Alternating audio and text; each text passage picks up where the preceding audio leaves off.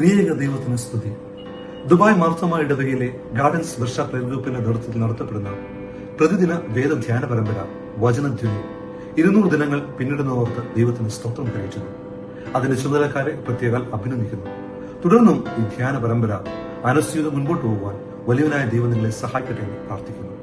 ഇന്നത്തെ ധ്യാനത്തിന് ആധാരമായി തിരഞ്ഞെടുത്തിരിക്കുന്ന വേദഭാഗം യിരെമ്യാ പ്രവാചകന്റെ പുസ്തകം 14 അധ്യായം 19 മുതൽ 22 വരെയുള്ള വാക്യങ്ങൾ. The book of the prophet Jeremiah, chapter 14, verses commencing from 19 to 22.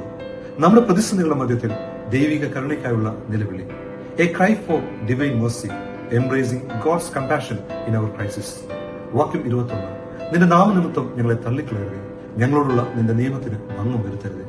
ഹിൽക്കിയാവിന്റെ മകനായ യിരെമ്യാവ് യഹൂദ ചരിത്രത്തിന്റെ അവസാന നാളുകളിലാണ് തന്റെ പ്രവചനം നടത്തിയത്.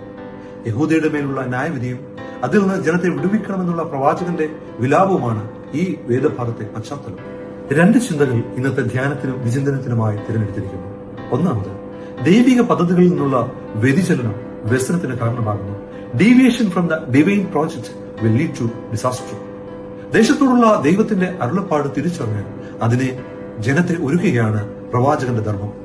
ഈ തിരിച്ചറിവ് നഷ്ടമായാൽ ദുരിതങ്ങളുടെ പെരുമഴക്കാലമാണ്. പിന്നെ ദൈവത്തിന് ഓരോ വ്യക്തികളെ കുറിച്ചും വ്യക്തമായ പദ്ധതിയുണ്ട്. അതിനെ തിരിച്ചറിയുവാൻ നമുക്ക് സാധിക്കണം. നമ്മളെ കുറിച്ചുള്ള ദൈവത്തിന്റെ സ്വപ്നങ്ങൾ തിരിച്ചറിയുകയും അത് പൂർത്തീകരിക്കുന്നതിന് പ്രയത്നിക്കുകയും ചെയ്യേണ്ടുന്നത് നമ്മുടെ ഓരോരുത്തരുടെയും ഉത്തരവാദിത്തമാണ്.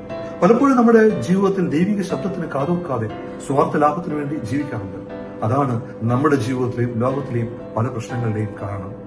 അതിനെ തിരിച്ചറിയുകയും ദൈവമേ, നീ എന്നെ കുറിച്ച് എന്താഗ്രഹിക്കുന്നുവെന്ന് തിരിച്ചറിഞ്ഞുകൊണ്ട് നമ്മുടെ ജീവിതങ്ങളെ പുനഃക്രമീകരിക്കുവാൻ നമുക്ക് സാധ്യമായി തീരണം. രണ്ടാമതായി, ദൈവിക കരുണയ്ക്ക് അനുതാപവും പുതുക്കവും അനിവാര്യമാണ്.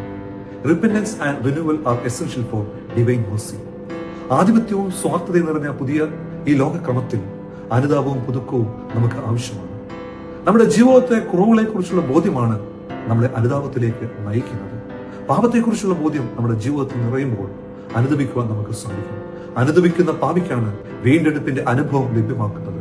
കാൽവറിയിൽ നമുക്കായി ചൊരിഞ്ഞ രക്തം സകല പാപങ്ങളിൽ നിന്നും നമ്മെ വീണ്ടെടുക്കുവാൻ മതിയായതാകുന്നു. ഓരോ കുർബാനയിലും ഇതാണ് സംഭവിക്കുന്നത്. നമ്മുടെ പാപങ്ങൾ നാം അനുദപിച്ച് ഏറ്റുപറയുമ്പോൾ ദൈവം, കരുണാമയനായ ദൈവം, പാപമോചനം നമുക്ക് നൽകുന്നു. കർത്താവിന്റെ തിരിച്ചു രക്തങ്ങളിലൂടെ പുതുക്കത്തിന്റെ അനുഭവം നമുക്ക് ലഭിക്കുകയും ചെയ്യുകയാണ്. അതുകൊണ്ട് ഓരോ ദിനവും നമ്മുടെ ജീവിതത്തിൽ പുതുക്കത്തിന്റെ അനുഭവം ഉണ്ടാകണം. ദൈവസമയിൽ താണിരുന്ന് നമ്മുടെ പാപങ്ങളെ ഏറ്റുപറഞ്ഞ് ദൈവിക നന്മകളെ പ്രാപിപ്പാൻ വലിയവനായ ദൈവം നമ്മളെല്ലാവരെയും സഹായിക്കട്ടെ.